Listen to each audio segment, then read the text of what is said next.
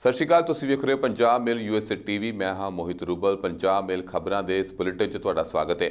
ਪੰਜਾਬ ਮੇਲ ਖਬਰਾਂ ਦੇ ਸਪਾਂਸਰ ਨੇ real estate broker Mohan Cheema, real estate ਦੀ ਦੁਨੀਆ ਵਿੱਚ ਮੰਨਿਆ ਪਰਮੰਨਿਆ ਨਾਮ। ਤੇ ਹੁਣ ਪੇਸ਼ ਨੇ ਅੱਜ ਦੀਆਂ 94ਵੀਆਂ ਖਬਰਾਂ। ਗੁਰੂ ਤੇਗ ਬਹਾਦਰ ਜੀ ਦੇ ਸ਼ਹੀਦੀ ਦਿਹਾੜੇ ਨੂੰ ਸਮਰਪਿਤ ਗੁਰਦੁਆਰਾ ਗੁਰੂ ਕੇ ਮਹਿਲ ਜਨਮ ਸਥਾਨ ਵਿਖੇ ਕਰਵਾਇਆ ਗਿਆ ਧਾਰਮਿਕ ਸਮਾਗਮ। ਸਾਈਕਲ ਉੱਤੇ ਦਿੱਲੀ ਪਹੁੰਚਣਗੇ ਕੁਲਵੰਤ ਸਿੰਘ। ਕਿਹਾ ਕੇਂਦਰ ਸਰਕਾਰ ਦਾ ਅੜੀਅਲ ਵਤੀਰਾ ਕਿਸਾਨਾਂ ਦੀਆਂ ਮੰਗਾ ਨਹੀਂ ਮੰਨ ਰਿਹਾ। ਸ਼ਿਮਲੇ ਤੋਂ ਵੀ ਠੰਡੀ ਹੈ ਦਿੱਲੀ। ਕਿਸਾਨਾਂ ਅੰਦਰਲੇ ਜੋਸ਼ ਦੀ ਗਰਮੀ ਨਾਲ ਮੱਗੇ ਹੋਏ ਨੇ ਪ੍ਰਦਰਸ਼ਨ। ਉੱਤਰ ਪ੍ਰਦੇਸ਼ ਹਾਈ ਕੋਰਟ ਨੇ ਲਵ ਜਿਹਾਦ ਆਰਡੀਨੈਂਸ ਤਹਿਤ ਕਾਰਵਾਈ ਉੱਤੇ ਰੋਕ ਲਗਾਈ। ਦੇਸ਼ 'ਚ ਕੋਰੋਨਾ ਦੇ ਕੁੱਲ ਮਾਮਲੇ 1 ਕਰੋੜ ਤੋਂ ਪਾਰ, 95 ਲੱਖ ਮਰੀਜ਼ ਹੋਏ ਠੀਕ।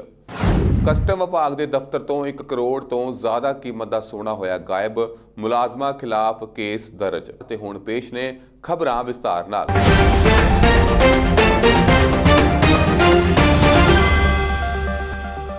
ਸ਼੍ਰੀ ਗੁਰੂ ਤੇਗ ਬਹਾਦਰ ਜੀ ਦੇ ਸ਼ਹੀਦੀ ਦਿਹਾੜੇ ਨੂੰ ਸਮਰਪਿਤ ਗੁਰਦੁਆਰਾ ਗੁਰੂ ਕੇ ਮਹਿਲ ਜਨਮ ਸਥਾਨ ਵਿਖੇ ਕਿਲਾ ਆਨੰਦਗੜ੍ਹ ਕਾਰ ਸੇਵਾ ਵਾਲੇ ਤੇ ਸੱਚਖੰਡ ਸ਼੍ਰੀ ਹਰਿਮੰਦਰ ਸਾਹਿਬ ਵੱਲੋਂ ਧਾਰਮਿਕ ਸਮਾਗਮ ਕਰਵਾਇਆ ਗਿਆ। ਗੁਰਦੁਆਰਾ ਗੁਰੂ ਕੇ ਮਹਿਲ ਵਿਖੇ ਸ਼੍ਰੀ ਅਖੰਡ ਪਾਠ ਸਾਹਿਬ ਦੇ ਭੋਗ ਉਪਰੰਤ ਹੁਕਮਨਾਮੇ ਦੀ ਕਥਾ ਸੱਚਖੰਡ ਸ਼੍ਰੀ ਹਰਿਮੰਦਰ ਸਾਹਿਬ ਦੇ ਗ੍ਰੰਥੀ ਗਿਆਨੀ ਅਮਰਜੀਤ ਸਿੰਘ ਨੇ ਕੀਤੀ। ਉਪਰੰਤ ਵੱਖ-ਵੱਖ ਢਾਡੀ ਕਵਿਸ਼ਰੀ ਤੇ ਕੀਰਤਨੀ ਜਥਿਆਂ ਨੇ ਗੁਰਬਾਨੀ ਜਸ ਗਾਇਨ ਕਰਕੇ ਆਈਆਂ ਹੋਈਆਂ ਸੰਗਤਾਂ ਨੂੰ ਗੁਰੂ ਚਰਨਾਂ ਨਾਲ ਜੋੜਿਆ। ਕਾਰ ਸੇਵਾ ਕਿਲਾ ਆਨੰਦਗੜ੍ਹ ਵਾਲਿਆਂ ਵੱਲੋਂ ਗੁਰੂ ਕੇ ਲੰਗਰ ਵੀ ਸੰਗਤਾਂ ਲਈ ਵਿਸ਼ੇਸ਼ ਰੂਪ ਵਿੱਚ ਤਿਆਰ ਕੀਤੇ ਗਏ। ਕੇਂਦਰ ਸਰਕਾਰ ਵੱਲੋਂ ਲਾਗੂ ਕੀਤੇ ਕਾਲੇ ਕਾਨੂੰਨਾਂ ਖਿਲਾਫ ਕਿਸਾਨ ਜਥੇਬੰਦੀਆਂ ਵੱਲੋਂ ਲਗਾਤਾਰ ਸੰਘਰਸ਼ ਵਿੱਢਿਆ ਹੋਇਆ ਹੈ। ਕਿਸਾਨ ਜਥੇਬੰਦੀਆਂ ਵੱਲੋਂ ਕਾਲੇ ਕਾਨੂੰਨਾਂ ਨੂੰ ਰੱਦ ਕਰਾਉਣ ਦੀ ਮੰਗ ਨੂੰ ਲੈ ਕੇ ਜਿੱਥੇ ਦਿੱਲੀ ਵਿਖੇ ਲਗਾਤਾਰ ਪ੍ਰਦਰਸ਼ਨ ਕੀਤਾ ਜਾ ਰਿਹਾ ਹੈ, ਉੱਥੇ ਹੀ ਹੁਣ ਕਿਸਾਨੀ ਸੰਘਰਸ਼ ਨੂੰ ਪੂਰੇ ਦੇਸ਼ ਤੇ ਵਿਦੇਸ਼ਾਂ ਤੋਂ ਹਮਾਇਤ ਮਿਲ ਰਹੀ ਹੈ। ਇਹ ਕਿਸਾਨੀ ਅੰਦੋਲਨ ਹੁਣ ਸਿਖਰਾਂ ਉੱਤੇ ਪੁੱਜਿਆ ਹੋਇਆ ਹੈ। ਕਿਸਾਨੀ ਅੰਦੋਲਨ ਦੀ ਹਮਾਇਤ ਉੱਤੇ ਹਰ ਇੱਕ ਵਰਗ ਵੱਧ ਚੜ ਕੇ ਆਪਣਾ ਯੋਗਦਾਨ ਪਾ ਰਿਹਾ, ਜਿਸ ਤਹਿਤ ਬਾਬਾ ਜੀਵਨ ਸਿੰਘ ਕਲੱਬ ਪਿੰਡ ਦਾਗੜੀਵਾਲਾ ਜ਼ਿਲ੍ਹਾ ਫਿਰੋਜ਼ਪੁਰ ਦੇ 2 ਮੈਂਬਰਾਂ ਵੱਲੋਂ ਦਿੱਲੀ ਵਿਖੇ ਕਿਸਾਨੀ ਅੰਦੋਲਨ ਦੀ ਹਮਾਇਤ ਵਿੱਚ ਸਾਈਕਲ ਉੱਤੇ ਯਾਤਰਾ ਸ਼ੁਰੂ ਕਰ ਦਿੱਤੀ ਹੈ। ਜ਼ੀਰਾ ਤੋਂ ਸ਼ੁਰੂ ਕੀਤੀ ਸਾਈਕਲ ਯਾਤਰਾ ਦੇ ਬਰਨਾਲਾ ਵਿਖੇ ਪੁੱਜਣ ਉੱਤੇ ਬਾਬਾ ਜੀਵਨ ਸਿੰਘ ਕਲੱਬ ਦੇ ਸਕੱਤਰ ਕੁਲਵੰਤ ਸਿੰਘ ਤੇ ਮੈਂਬਰ ਲਖਵੀਰ ਸਿੰਘ ਨੇ ਦੱਸਿਆ ਕਿ ਉਹਨਾਂ ਵੱਲੋਂ ਬਾਬਾ ਬੰਦਾ ਸਿੰਘ ਬਹਾਦਰ ਦੇ ਸ਼ਹੀਦੀ ਦਿਹਾੜੇ ਨੂੰ ਮੁੱਖ ਰੱਖਦਿਆਂ ਕਲੱਬ ਪ੍ਰਧਾਨ ਗੁਰਪ੍ਰੀਤ ਸਿੰਘ ਦੀ ਅਗਵਾਈ ਹੇਠ ਕਿਸਾਨੀ ਅੰਦੋਲਨ ਦੀ ਹਮਾਇਤ ਵਿੱਚ 13 ਦਸੰਬਰ ਤੋਂ ਸਾਈਕਲ ਯਾਤਰਾ ਸ਼ੁਰੂ ਕਰ ਦਿੱਤੀ ਗਈ ਹੈ। ਉਹਨਾਂ ਵੱਲੋਂ 400 ਦੇ ਕਰੀਬ ਕਿਲੋਮੀਟਰ ਦਾ ਰਸਤਾ ਦਿੱਲੀ ਤੱਕ ਸਾਈਕਲ ਉੱਤੇ ਹੀ ਤੈਅ ਕੀਤਾ ਜਾਵੇਗਾ। ਉਹਨਾਂ ਨੇ ਕਿਹਾ ਕਿ ਉਹ ਡਾਕਟਰ ਭੀਮ ਰਾਓ ਅੰਬੇਦਕਰ ਸਾਹਿਬ ਦੀ ਵਿਚਾਰਧਾਰਾ ਉੱਤੇ ਚੱਲਦਿਆਂ ਸੰਵਿਧਾਨ ਨਾਲ ਛੇੜਛਾੜ ਕਰਨ ਵਾਲਿਆਂ ਦਾ ਡਟਵਾਂ ਵਿਰੋਧ ਕਰਨਗੇ। ਉਹਨਾਂ ਕਿਹਾ ਕਿ ਕਿਸਾਨਾਂ ਵੱਲੋਂ ਮੋਦੀ ਸਰਕਾਰ ਖਿਲਾਫ ਲਗਾਤਾਰ ਸੰਘਰਸ਼ ਕੀਤਾ ਜਾ ਰਿਹਾ, ਪਰ ਕੇਂਦਰ ਸਰਕਾਰ ਦਾ ਅੜੀਅਲ ਵਤੀਰਾ ਕਿਸਾਨਾਂ ਦੀਆਂ ਮੰਗਾਂ ਨਹੀਂ ਮੰਨ ਰਿਹਾ। ਖੇਤੀਬਾੜੀ ਕਾਨੂੰਨਾਂ ਵਿਰੁੱਧ ਦਿੱਲੀ ਦੀਆਂ ਸਰਹੱਦਾਂ ਉੱਤੇ ਲਗਾਤਾਰ ਜਿਹੜੇ ਕਿਸਾਨ ਨੇ ਡਟੇ ਹੋਏ ਨੇ। ਕੇਂਦਰ ਦੇ ਖੇਤੀਬਾੜੀ ਕਾਨੂੰਨਾਂ ਖਿਲਾਫ ਪ੍ਰਦਰਸ਼ਨ ਕਰ ਰਹੇ ਕਿਸਾਨਾਂ ਦੇ ਅੰਦੋਲਨ ਦਾ 24ਵਾਂ ਦਿਨ ਨੇ। ਠੰਡ ਅਤੇ ਸੰਘਣੀ ਧੁੰਦ ਦੇ ਵਿਚਕਾਰ ਕਿਸਾਨ ਦਿੱਲੀ ਦੀਆਂ ਸਾਰੀਆਂ ਸਰਹੱਦਾਂ ਉੱਤੇ ਡਟੇ ਹੋਏ ਨੇ। ਇੱਕ ਪਾਸੇ ਜਿੱਥੇ ਕਿਸਾਨ ਤਿੰਨੋਂ ਖੇਤੀਬਾੜੀ ਕਾਨੂੰਨਾਂ ਨੂੰ ਰੱਦ ਕਰਵਾਉਣ ਦੀ ਜ਼ਿੱਦ ਉੱਤੇ ਅੜੇ ਹੋਏ ਨੇ, ਉੱਥੇ ਹੀ ਦੂਜੇ ਪਾਸੇ ਸਰਕਾਰ ਵੱਲੋਂ ਨਵੇਂ ਪ੍ਰਸਤਾਵ ਭੇਜੇ ਜਾ ਰਹੇ ਨੇ। ਮੱਧ ਪ੍ਰਦੇਸ਼ ਦੇ ਕਿਸਾਨਾਂ ਨੂੰ ਡਿਜੀਟਲ ਢੰਗ ਨਾਲ ਸੰਬੋਧਨ ਕਰਦਿਆਂ ਪ੍ਰਧਾਨ ਮੰਤਰੀ ਨਰਿੰਦਰ ਮੋਦੀ ਨੇ ਕਿਹਾ ਕਿ ਉਹਨਾਂ ਦੀ ਸਰਕਾਰ ਨੇ ਸਵਾਮੀਨਾਥਨ ਕਮੇਟੀ ਦੀ ਰਿਪੋਰਟ ਲਾਗੂ ਕੀਤੀ ਅਤੇ MSP ਨੂੰ ਉਤਪਾਦਨ ਦੀ ਲਾਗਤ ਨਾਲੋਂ 1.5 ਗੁਣਾ ਵਧਾ ਦਿੱਤਾ। ਉਹਨਾਂ ਨੇ ਕਿਹਾ ਕਿ ਕਿਸਾਨ ਪ੍ਰਤੀ ਉਹਨਾਂ ਦੀ ਸੰਵੇਦਨਸ਼ੀਲ ਸਰਕਾਰ ਉਹਨਾਂ ਨੂੰ ਅੰਨਦਾਤਾ ਮੰਨਦੀ ਹੈ। ਅਸੀਂ ਫਾਈਲਾਂ ਦੇ ਢੇਰ ਵਿੱਚ ਸੁੱਟੀ ਸਵਾਮੀਨਾਥਨ ਕਮੇਟੀ ਦੀ ਰਿਪੋਰਟ ਲਾਗੂ ਕੀਤੀ ਅਤੇ ਲਾਗਤ ਦਾ 1.5 ਗੁਣਾ MSP ਦੇ ਕਿਸਾਨਾਂ ਨੂੰ ਦਿੱਤਾ ਹੈ।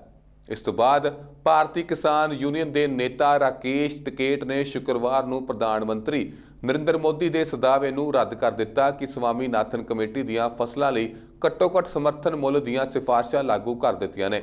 ਨਾਲ ਹੀ ਟਿਕੇਟ ਨੇ ਕਿਹਾ ਕਿ ਕਿਸਾਨ ਖੁਦਕੁਸ਼ੀਆਂ ਕਰ ਰਹੇ ਨੇ ਕਿਉਂਕਿ ਉਹਨਾਂ ਨੂੰ ਉਹਨਾਂ ਦੀ ਉਪਜ ਦਾ ਮਿਹਨਤਾਨਾ ਮੁੱਲ ਨਹੀਂ ਮਿਲ ਰਿਹਾ। ਟਿਕੇਟ ਨੇ ਆਪਣੇ ਬਿਆਨ ਵਿੱਚ ਕਿਹਾ ਕਿ ਅੱਜ ਦੀ ਤਰੀਕ ਵਿੱਚ ਉੱਤਰ ਪ੍ਰਦੇਸ਼ ਵਿੱਚ ਬੁੰਦੇਲਖੰਡ ਦੇ ਕਿਸਾਨਾਂ ਨੂੰ ਅਨਾਜ ਦਾ MSP ਨਹੀਂ ਮਿਲ ਪਾ ਰਿਹਾ ਅਤੇ ਉਹ ਖੁਦਕੁਸ਼ੀਆਂ ਕਰ ਰਹੇ ਨੇ।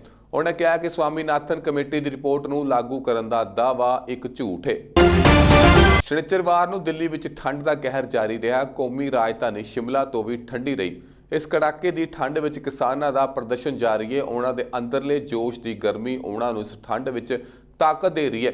ਰਾਸ਼ਟਰੀ ਰਾਜਧਾਨੀ ਵਿੱਚ ਇਸ ਮੌਸਮ ਦਾ ਘੱਟੋ-ਘੱਟ ਤਾਪਮਾਨ 3.9 ਡਿਗਰੀ ਸੈਲਸੀਅਸ ਰਹਿ ਗਿਆ। ਹਿਮਾਚਲ ਪ੍ਰਦੇਸ਼ ਦੇ ਕੇਲਾਂਗ ਦਾ ਤਾਪਮਾਨ -12.1 ਡਿਗਰੀ ਸੈਲਸੀਅਸ ਉੱਤੇ ਚਲਾ ਗਿਆ। ਮੌਸਮ ਵਿਭਾਗ ਨੇ ਦੱਸਿਆ ਕਿ ਪਿਛਲੇ 24 ਘੰਟਿਆਂ ਦੌਰਾਨ ਕੇਲਾਂਗ, ਕਲਪਾ, ਮਨਾਲੀ, ਸੋਲਨ, ਚੰਬਾ ਅਤੇ ਮੰਡੀ ਵਿਖੇ ਤਾਪਮਾਨ 0 ਤੋਂ ਹੇਠਾਂ ਚਲਾ ਗਿਆ ਹੈ। शिमला विच घट्टो घट्ट तापमान 4.4 डिग्री सैल्सीयस दर्ज किया गया। ਇਲਾਹਾਬਾਦ ਹਾਈ ਕੋਰਟ ਨੇ ਔਰਤ ਦਾ ਧਰਮ ਬਦਲਣ ਦੀ ਕੋਸ਼ਿਸ਼ ਕਰਨ ਦੇ ਦੋਸ਼ ਵਿੱਚ ਹਾਲ ਹੀ ਵਿੱਚ ਲਿਆਂਦੇ ਆਰਡੀਨੈਂਸ ਤਹਿਤ ਇੱਕ ਵਿਅਕਤੀ ਖਿਲਾਫ ਕਾਰਵਾਈ ਕਰਨ ਉੱਤੇ ਪਾਬੰਦੀ ਲਾ ਦਿੱਤੀ ਹੈ। ਜਸਟਿਸ ਪੰਕਜ ਨਕਵੀ ਅਤੇ ਜਸਟਿਸ ਵਿਵੇਕ ਅਗਰਵਾਲ ਦੇ ਡਿਵੀਜ਼ਨ ਬੈਂਚ ਦੇ ਨਦੀਮ ਨਾਮ ਦੇ ਮਜ਼ਦੂਰ ਦੀ ਪਟੀਸ਼ਨ ਉੱਤੇ ਸੁਣਵਾਈ ਕਰਦਿਆਂ ਰਾਜ ਪੁਲਿਸ ਨੂੰ ਨਿਰਦੇਸ਼ ਦਿੱਤਾ ਕਿ ਪਟੀਸ਼ਨਕਰਤਾ ਖਿਲਾਫ ਕੋਈ ਤਾਕਤ ਨਾ ਵਰਤੀ ਜਾਵੇ। ਨਦੀਮ ਖਿਲਾਫ ਮੁਜ਼ੱਫਰਨਗਰ ਜ਼ਿਲ੍ਹੇ ਦੇ ਮਨਸੂਰਪੁਰ ਥਾਣੇ ਵਿੱਚ FIR ਦਰਜ ਕੀਤੀ ਗਈ ਹੈ। ਪਟੀਸ਼ਨਕਰਤਾ ਦੇ ਵਕੀਲ SFA ਨਕਵੀ ਨੇ ਦਲੀਲ ਦਿੱਤੀ ਹੈ ਕਿ ਉਹ ਆਰਡੀਨੈਂਸ ਭਾਰਤ ਦੇ ਸੰਵਿਧਾਨ ਦੇ ਵਿਰੁੱਧ ਹੈ ਅਤੇ ਇਸ ਦੀਆਂ ਧਾਰਾਵਾਂ ਤਹਿਤ ਸ਼ੁਰੂ ਕੀਤੀ ਗਈ ਕਿਸੇ ਵੀ ਅਪਰਾਧਿਕ ਕਾਰਵਾਈ ਨੂੰ ਰੱਦ ਕੀਤਾ ਜਾਣਾ ਚਾਹੀਦਾ ਹੈ। ਦੇਸ਼ ਵਿੱਚ ਇੱਕ ਦਿਨ ਵਿੱਚ ਕਰੋਨਾ ਵਾਇਰਸ ਦੇ 25000 ਤੋਂ ਜ਼ਿਆਦਾ ਨਵੇਂ ਮਾਮਲੇ ਸਾਹਮਣੇ ਆਉਣ ਤੋਂ ਬਾਅਦ ਦੇਸ਼ ਵਿੱਚ ਸੰਕਰਮਣ ਦੇ ਮਾਮਲੇ ਵੱਧ ਕੇ 1 ਕਰੋੜ ਤੋਂ ਪਾਰ ਹੋ ਚੁੱਕੇ ਨੇ। ਇਹਨਾਂ ਵਿੱਚੋਂ 95,50,000 ਤੋਂ ਜ਼ਿਆਦਾ ਲੋਕ ਸੰਕਰਮਣ ਮੁਕਤ ਹੋ ਚੁੱਕੇ ਨੇ। ਕੇਂਦਰੀ ਸਿਹਤ ਮੰਤਰਾਲੇ ਵੱਲੋਂ ਸ਼ਨੀਚਰਵਾਰ ਨੂੰ ਜਾਰੀ ਕੀਤੇ ਗਏ ਅੰਕੜਿਆਂ ਮੁਤਾਬਕ 347 ਹੋਰ ਲੋਕਾਂ ਦੀ ਮੌਤ ਤੋਂ ਬਾਅਦ ਮ੍ਰਿਤਕਾਂ ਦੀ ਸੰਖਿਆ ਵੱਧ ਕੇ 1,45,136 ਹੋ ਚੁੱਕੀ ਹੈ। ਦੂਜੇ ਪਾਸੇ ਦੇਸ਼ ਵਿੱਚ ਹੁਣ ਸਰਗਰਮ ਮਾਮਲਿਆਂ ਦੀ ਗਿਣਤੀ 3 ਲੱਖ ਰਹਿ ਗਈ ਹੈ। ਦੇਸ਼ ਵਿੱਚ ਲਗਾਤਾਰ 12 ਦਿਨਾਂ ਤੋਂ ਸੰਕਰਮਿਤ ਮਰੀਜ਼ਾਂ ਦੀ ਗਿਣਤੀ 4 ਲੱਖ ਤੋਂ ਘੱਟ ਹੈ। ਹੁਣ 3,08,751 ਲੋਕਾਂ ਦਾ ਕਰੋਨਾ ਦਾ ਇਲਾਜ ਚੱਲ ਰਿਹਾ ਹੈ, ਜੋ ਕੁੱਲ ਮਾਮਲਿਆਂ ਦਾ 3.14% ਨੇ। ਆંકੜਿਆਂ ਮੁਤਾਬਕ 95,50,712 ਲੋਕਾਂ ਦੇ ਸੰਕਰਮਣ ਮੁਕਤ ਹੋਣ ਤੇ ਨਾਲ ਹੀ ਦੇਸ਼ ਵਿੱਚ ਮਰੀਜ਼ਾਂ ਦੇ ਠੀਕ ਹੋਣ ਦੀ ਦਰ ਵੱਧ ਕੇ 95.46% ਹੋ ਗਈ ਹੈ। ਦੂਜੇ ਪਾਸੇ ਕਰੋਨਾ ਵਾਇਰਸ ਨਾਲ ਮੌਤ ਦਰ 1.45% ਹੈ। ਗੁਜਰਾਤ ਦੇ ਜਾਮਨਗਰ ਸਥਿਤ ਕਸਟਮ ਵਿਭਾਗ ਦੇ ਦਫ਼ਤਰ ਤੋਂ 1 ਕਰੋੜ 10 ਲੱਖ ਰੁਪਏ ਦਾ ਸੋਨਾ ਗਾਇਬ ਹੋਣ ਦੀ ਸ਼ਿਕਾਇਤ ਪੁਲਿਸ ਕੋਲ ਦਰਜ ਕਰਵਾਈ ਗਈ ਹੈ। ਇਸ ਮਾਮਲੇ ਵਿੱਚ ਪੁਲਿਸ ਨੇ ਕਸਟਮ ਵਿਭਾਗ ਦੇ ਅਣਪਛਾਤੇ ਕਰਮਚਾਰੀਆਂ ਖਿਲਾਫ ਕੇਸ ਦਰਜ ਕੀਤਾ ਹੈ, ਜਿਨ੍ਹਾਂ ਨੇ ਸ਼ੁਰੂ ਵਿੱਚ ਇਸ ਮਾਮਲੇ ਦੀ 4 ਸਾਲਾਂ ਦੀ ਅੰਦਰੂਨੀ ਜਾਂਚ ਕੀਤੀ ਸੀ। ਜਾਮਨਗਰ B ਡਿਵੀਜ਼ਨ ਦੇ ਪੁਲਿਸ ਅਧਿਕਾਰੀਆਂ ਨੇ ਦੱਸਿਆ ਕਿ ਇਹ ਸੋਨਾ ਬੁੱਝ ਕਸਟਮ ਵਿਭਾਗ ਦਾ ਹੈ, ਜਿਸ ਨੂੰ 2001 ਦੇ ਭੁਚਾਲ ਤੋਂ ਬਾਅਦ ਜਾਮਨਗਰ ਦੇ ਦਫ਼ਤਰ ਵਿੱਚ ਰੱਖਿਆ ਗਿਆ ਸੀ। ਪੁਲਿਸ ਦੇ ਅਨੁਸਾਰ ਜਦੋਂ ਪੁੱਜ ਦਫ਼ਤਰ ਸੋਨੇ ਨੂੰ ਆਪਣੇ ਕਬਜ਼ੇ ਵਿੱਚ ਲੈਣ ਗਿਆ ਤਾਂ ਪਤਾ ਲੱਗਿਆ ਕਿ 2 ਕਰੋੜ 15 ਲੱਖ ਰੁਪਏ ਦਾ 2156.722 ਗ੍ਰਾਮ ਸੋਨਾ ਗਾਇਬ ਸੀ। ਇਸ ਤੋਂ ਬਾਅਦ ਅੰਦਰੂਨੀ ਜਾਂਚ ਲਈ ਵਿਭਾਗ ਵਿੱਚ FIR ਦਰਜ ਕੀਤੀ ਗਈ। ਪੁਲਿਸ ਕੋਲ ਦਰਜ ਕਰਵਾਈ ਗਈ ਸ਼ਿਕਾਇਤ ਦੇ ਅਨੁਸਾਰ 2001 ਵਿੱਚ ਕੱਛ ਦੇ ਭੁੱਜ ਕਸਟਮ ਵਿਭਾਗ ਨੇ ਭੁਚਾਲ ਦੀ ਡਿੱਗੀ ਇਮਾਰਤ ਕਾਰਨ ਜ਼ਬਤ ਕੀਤੇ ਸੋਨੇ ਦੀ 3149.398 ਗ੍ਰਾਮ ਸੁਰੱਖਿਅਤ ਜਗ੍ਹਾ ਉੱਤੇ ਜਮਨਗਰ ਦੇ ਕਸਟਮ ਵਿਭਾਗ ਨੂੰ ਦੇਣ ਦਾ ਫੈਸਲਾ ਕੀਤਾ। ਇਸ ਤੋਂ ਬਾਅਦ ਸੋਨੇ ਨੂੰ 2 ਸੂਟਕੇਸਾਂ ਵਿੱਚ ਰੱਖਿਆ ਗਿਆ ਤੇ ਜਾਮਨਗਰ ਦੇ ਕਸਟਮ ਵਿਭਾਗ ਦੇ ਦਫ਼ਤਰ ਵਿੱਚ ਰੱਖਿਆ ਗਿਆ। ਜਦੋਂ ਪੁੱਜ ਦਫ਼ਤਰ ਦੀ ਮੁਰੰਮਤ ਕੀਤੀ ਗਈ ਤਾਂ ਸਾਲ 2016 ਵਿੱਚ ਪੁੱਜ ਕਸਟਮ ਵਿਭਾਗ ਨੇ ਜਾਮਨਗਰ ਦਫ਼ਤਰ ਤੋਂ ਸੀਲਬੰਦ ਸੂਟਕੇਸ ਨੂੰ ਆਪਣੇ ਕਬਜ਼ੇ ਵਿੱਚ ਲਿਆ, ਪਰ ਉਸ ਸਮੇਂ ਸੂਟਕੇਸ ਦੀਆਂ ਚਾਬੀਆਂ ਗੁੰਮ ਗਈਆਂ। ਅਜਿਹੀ ਸਥਿਤੀ ਵਿੱਚ ਦੋਵਾਂ ਮੰਡਲਾਂ ਦੇ ਅਧਿਕਾਰੀਆਂ ਦੀ ਹਾਜ਼ਰੀ ਵਿੱਚ ਸੂਟਕੇਸਾਂ ਦੇ ਤਾਲੇ ਤੋੜ ਦਿੱਤੇ ਗਏ, ਜਿਸ ਤੋਂ ਬਾਅਦ ਇਹ ਦਾਅਵਾ ਕੀਤਾ ਗਿਆ ਕਿ ਇਸ ਸਮੇਂ ਦੌਰਾਨ 3149.398 ਗ੍ਰਾਮ ਸੋਨੇ ਵਿੱਚੋਂ 2156.722 ਗ੍ਰਾਮ ਗੁੰਮ ਸਨ। ਅਧਿਕਾਰੀਆਂ ਨੂੰ ਸੋਨਾ ਚੋਰੀ ਹੋਣ ਦਾ ਸ਼ੱਕ ਹੈ। ਫਿਲਹਾਲ ਮਾਮਲੇ ਦੀ ਜਾਂਚ ਚੱਲ ਰਹੀ ਹੈ। ਖੇਤੀਬਾੜੀ ਕਾਨੂੰਨਾਂ ਵਿਰੁੱਧ ਦਿੱਲੀ ਦੀਆਂ ਸਰਹੱਦਾਂ ਉੱਤੇ ਕਿਸਾਨ ਲਗਾਤਾਰ ਡਟੇ ਹੋਏ ਨੇ। ਕੇਂਦਰ ਦੇ ਖੇਤੀਬਾੜੀ ਕਾਨੂੰਨਾਂ ਖਿਲਾਫ ਪ੍ਰਦਰਸ਼ਨ ਕਰ ਰਹੇ ਕਿਸਾਨਾਂ ਦੇ ਅੰਦੋਲਨ ਦਾ 24ਵਾਂ ਦਿਨ ਨੇ। ਇਸ ਕਿਸਾਨ ਅੰਦੋਲਨ ਦੇ ਵਿੱਚ ਦੇਸ਼ ਦੇ ਵੱਖ-ਵੱਖ ਰਾਜਾਂ ਦੇ ਕਿਸਾਨ ਸ਼ਾਮਲ ਨੇ। ਇਸ ਅੰਦੋਲਨ ਨੂੰ ਲੈ ਕੇ ਬਸਪਾ ਮੁਖੀ ਮਾਇਆਵਤੀ ਨੇ ਕਿਹਾ ਕਿ ਕੇਂਦਰ ਸਰਕਾਰ ਨੂੰ ਹਾਲ ਹੀ ਵਿੱਚ ਦੇਸ਼ ਵਿੱਚ ਲਾਗੂ ਕੀਤੇ ਗਏ 3 ਨਵੇਂ ਖੇਤੀਬਾੜੀ ਕਾਨੂੰਨਾਂ ਨੂੰ ਲੈ ਕੇ ਅੰਦੋਲਿਤ ਕਿਸਾਨਾਂ ਦੇ ਨਾਲ ਅੜੀਅਲ ਰਵੱਈਆ ਵਾਲਾ ਨਹੀਂ, ਬਲਕਿ ਉਹਨਾਂ ਨਾਲ ਹਮਦਰਦੀ ਵਾਲਾ ਰਵੱਈਆ ਅਪਣਾ ਕੇ ਉਹਨਾਂ ਦੀਆਂ ਮੰਗਾਂ ਨੂੰ ਪ੍ਰਵਾਨ ਕਰਦਿਆਂ ਉਪਰੋਕਤ 3 ਕਾਨੂੰਨਾਂ ਨੂੰ ਤੁਰੰਤ ਵਾਪਸ ਲਿਆ ਜਾਵੇ। ਵਿਸ਼ਵ ਭਰ ਵਿੱਚ ਕਰੋਨਾ ਵਾਇਰਸ ਨਾਲ ਨਜਿੱਠਣ ਲਈ ਵੈਕਸੀਨ ਟ੍ਰਾਇਲ ਜਾਰੀ ਹੈ। ਇਸ ਵਿਚਾਲੇ ਹਰ ਦਿਨ ਲਗਭਗ 3000 ਮੌਤਾਂ ਨਾਲ ਜੂਝਣ ਵਾਲੇ ਅਮਰੀਕਾ ਨੇ ਫਾਈਜ਼ਰ ਤੋਂ ਬਾਅਦ ਮੈਡੋਰਨਾ ਦੀ ਕਰੋਨਾ ਵੈਕਸੀਨ ਨੂੰ ਵੀ ਮਨਜ਼ੂਰੀ ਦੇ ਦਿੱਤੀ ਹੈ। ਅਮਰੀਕਾ ਦੇ ਫੂਡ ਐਂਡ ਡਰੱਗ ਐਡਮਿਨਿਸਟ੍ਰੇਸ਼ਨ ਦੇ ਇੱਕ ਪੈਨਲ ਨੇ ਮਾਡਰਨਾ ਦੀ ਕਰੋਨਾ ਵਾਇਰਸ ਵੈਕਸੀਨ ਦੀ ਐਮਰਜੈਂਸੀ ਵਰਤੋਂ ਨੂੰ ਮਨਜ਼ੂਰੀ ਦੇ ਦਿੱਤੀ ਹੈ। ਪੈਨਲ ਨੇ ਇਸ ਨੂੰ ਕਰੋਨਾ ਨਾਲ ਨਜਿੱਠਣ ਲਈ ਦੂਜਾ ਵਿਕਲਪ ਦੱਸਿਆ। ਅਮਰੀਕੀ ਰਾਸ਼ਟਰਪਤੀ ਡੋਨਲਡ ਟਰੰਪ ਨੇ ਟਵੀਟ ਕਰਕੇ ਇਸ ਬਾਰੇ ਜਾਣਕਾਰੀ ਦਿੱਤੀ ਹੈ। ਉਹਨਾਂ ਨੇ ਦੱਸਿਆ ਕਿ ਮਾਡਰਨਾ ਵੈਕਸੀਨ ਦੀ ਵੰਡ ਤੁਰੰਤ ਪ੍ਰਭਾਵ ਨਾਲ ਆਰੰਭ ਹੋ ਜਾਵੇਗੀ। ਰਾਸ਼ਟਰਪਤੀ ਚੁਣੇ ਗਏ ਜੋ ਬਾਈਡਨ ਦੇ ਇੱਕ ਸੀਨੀਅਰ ਸਹਿਯੋਗੀ ਨੇ ਮੰਗਲਵਾਰ ਨੂੰ ਜਾਰਜੀਆ ਦੀ ਸੈਨੇਟ ਚੋਣ ਮੁਹਿੰਮ ਵਿੱਚ ਬਾਈਡਨ ਨਾਲ ਸ਼ਾਮਲ ਹੋਣ ਤੋਂ ਬਾਅਦ ਵੀਰਵਾਰ ਨੂੰ ਕੋਵਿਡ-19 ਲਈ ਸਕਾਰਾਤਮਕ ਟੈਸਟ ਕੀਤਾ। ਬਾਈਡਨ ਦਫ਼ਤਰ ਦੇ ਅਨੁਸਾਰ ਸੈਡਰਿਕ ਰਿਚਮੰਡ ਨੇ ਸੈਨੇਟ ਦੇ 2 ਡੈਮੋਕ੍ਰੈਟਿਕ ਉਮੀਦਵਾਰਾਂ ਲਈ ਚੋਣ ਮੁਹਿੰਮ ਤੋਂ ਬਾਅਦ ਕਰੋਨਾ ਦੇ ਲੱਛਣ ਵਿਕਸਿਤ ਕੀਤੇ ਸਨ। ਰਿਚਮੰਡ ਦਾ ਸਕਾਰਾਤਮਕ ਟੈਸਟ ਬੁੱਧਵਾਰ ਨੂੰ ਇੱਕ ਪੱਤਰਕਾਰ ਦੁਆਰਾ ਕੀਤੇ ਪੋਜ਼ਿਟਿਵ ਟੈਸਟ ਤੋਂ ਬਾਅਦ ਆਇਆ ਹੈ, ਜੋ ਕਿ ਇਸ ਯਾਤਰਾ ਵਿੱਚ ਸ਼ਾਮਲ ਹੋਇਆ ਸੀ। ਇਸ ਸੰਬੰਧੀ ਬਾਈਡਨ ਦੇ ਦਫ਼ਤਰ ਅਨੁਸਾਰ 78 ਸਾਲਾ ਬਾਈਡਨ ਨੂੰ ਇਸ ਚੋਣ ਯਾਤਰਾ ਤੋਂ ਵਾਇਰਸ ਦਾ ਕੋਈ ਖਤਰਾ ਸਾਹਮਣੇ ਨਹੀਂ ਆਇਆ। ਕਿਸਾਨ ਅੰਦੋਲਨ ਨੂੰ ਦੁਨੀਆ ਭਰ ਵਿੱਚ ਵਸਦੇ ਪੰਜਾਬੀਆਂ ਦਾ ਭਰਵਾਂ ਸਮਰਥਨ ਮਿਲ ਰਿਹਾ। ਇਸੇ ਸਿਲਸਿਲੇ ਵਿੱਚ ਜਿੱਥੇ ਭਾਰਤ ਵਿੱਚ ਲੋਕੀ ਸਮਰਾਏਦਾਰ ਘਰਾਣਿਆਂ ਨੂੰ ਉਹਨਾਂ ਦੁਆਰਾ ਤਿਆਰ ਵਸਤੂਆਂ ਦਾ ਬਾਈਕਾਟ ਕਰਕੇ ਆਪਣਾ ਰੋਸ ਦਰਜ ਕਰਵਾ ਰਹੇ ਨੇ, ਉੱਥੇ ਇਸੇ ਕੜੀ ਤਹਿਤ ਫਰਿਜ਼ਨੋ ਦੇ Indian store new India sweet and spice ਦੇ ਮਾਲਕ ਜਸਵਿੰਦਰ ਸਿੰਘ ਵੱਲੋਂ ਰਾਮਦੇਵ ਦੀ ਪਤੰਜਲੀ ਕੰਪਨੀ ਦੇ ਸਮਾਨ ਕੂੜੇਦਾਨ ਵਿੱਚ ਸੁੱਟ ਕੇ ਆਪਣਾ ਰੋਸ ਪ੍ਰਦਰਸ਼ਨ ਕੀਤਾ ਗਿਆ। ਉਹਨਾਂ ਸਮੂਹ ਇੰਡੀਅਨ ਸਟੋਰਾਂ ਦੇ ਮਾਲਕਾਂ ਨੂੰ ਅੰਬਾਨੀ, ਅਡਾਨੀ ਅਤੇ ਰਾਮਦੇਵ ਵਰਗੇ ਠੱਗਾਂ ਦੇ ਸਮਾਨ ਦਾ ਬਾਈਕਾਟ ਕਰਨ ਦੀ ਬੇਨਤੀ ਵੀ ਕੀਤੀ ਹੈ। ਇਸ ਮੌਕੇ ਹਾਕਮ ਸਿੰਘ ਢਿੱਲੋਂ ਨੇ ਜਸਵਿੰਦਰ ਸਿੰਘ ਦੀ ਪਹਿਲ ਕਦਮੀ ਨੂੰ ਸ਼ਲਾਘਾ ਕੀਤੀ ਹੈ।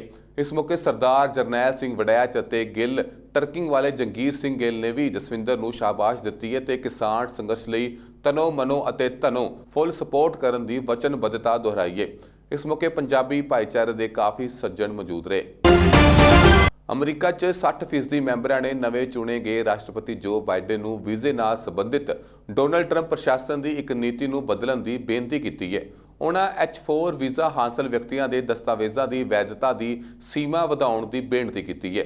ਇਹ ਵੀਜ਼ਾ H1B ਵੀਜ਼ਾ ਧਾਰਕਾਂ ਦੇ ਜੀਵਨ ਸਾਥੀਆਂ ਨੂੰ ਜਾਰੀ ਕੀਤਾ ਜਾਂਦਾ ਹੈ। H4 ਵੀਜ਼ਾ ਧਾਰਕਾਂ 'ਚ ਜ਼ਿਆਦਾਤਰ ਵਧੇਰੇ ਹੁਨਰਮੰਦ ਭਾਰਤੀ ਮਹਿਲਾਵਾਂ ਸ਼ਾਮਲ ਨੇ। ਅਮਰੀਕੀ ਨਾਗਰਿਕਤਾ ਅਤੇ ਇਮੀਗ੍ਰੇਸ਼ਨ ਸੇਵਾਵਾਂ ਵਿਭਾਗ ਵੱਲੋਂ H4 ਵੀਜ਼ਾ H1B ਵੀਜ਼ਾ ਧਾਰਕਾਂ ਦੇ ਪਰਿਵਾਰਕ ਮੈਂਬਰਾਂ ਲਈ ਕੀਤਾ ਜਾਂਦਾ ਹੈ। H1B ਵੀਜ਼ਾ ਧਾਰਕਾਂ 'ਚ ਜ਼ਿਆਦਾਤਰ ਭਾਰਤੀ IT ਮਾਹਰ ਨੇ। ਅਮਰੀਕੀ ਪ੍ਰਤੀਨਿਧ ਸਭਾ ਦੇ ਮੈਂਬਰਾਂ ਨੇ 16 ਦਸੰਬਰ ਨੂੰ ਬਾਈਡਨ ਨੂੰ ਚਿੱਠੀ ਲਿਖੀ ਹੈ ਅਤੇ ਬੇਨਤੀ ਕੀਤੀ ਹੈ ਕਿ ਰਾਸ਼ਟਰਪਤੀ ਬਣਨ ਦੇ ਪਹਿਲੇ ਦਿਨ ਹੀ ਉਹ ਗ੍ਰਹਿ ਸੁਰੱਖਿਆ ਵਿਭਾਗ ਨੂੰ H4 ਵੀਜ਼ੇ ਦੀ ਖਤਮ ਹੋ ਰਹੀ ਵੈਧਤਾ ਨੂੰ ਲੈ ਕੇ ਸੰਘੀ ਰਜਿਸਟਰ ਨੋਟਿਸ ਪ੍ਰਕਾਸ਼ਿਤ ਕਰਨ ਦਾ ਨਿਰਦੇਸ਼ ਦੇਣ। ਬਾਈਡਨ 20 ਜਨਵਰੀ ਨੂੰ ਅਮਰੀਕਾ ਦੇ ਰਾਸ਼ਟਰਪਤੀ ਅਹੁਦੇ ਦਾ ਹਲਫ ਲੈਣਗੇ। ਚਿੱਠੀ 'ਚ ਕਿਹਾ ਗਿਆ ਹੈ ਕਿ ਗ੍ਰਹਿ ਸੁਰੱਖਿਆ ਵਿਭਾਗ ਨੇ 2015 'ਚ ਇੱਕ ਨਿਯਮ ਜਾਰੀ ਕਰਕੇ H1B ਵੀਜ਼ਾ ਧਾਰਕਾਂ ਦੇ ਆਸ਼ਰਿਤ ਜੀਵਨ ਸਾਥੀ ਨੂੰ ਮਨਜ਼ੂਰੀ ਦੇ ਦਿੱਤੀ ਸੀ, ਪਰ ਟਰੰਪ ਦੇ ਸੱਤਾ 'ਚ ਆਉਣ ਤੋਂ ਬਾਅਦ ਵਿੱਚ ਨਿਯਮ ਵਾਪਸ ਲੈ ਲਿਆ ਗਿਆ ਸੀ।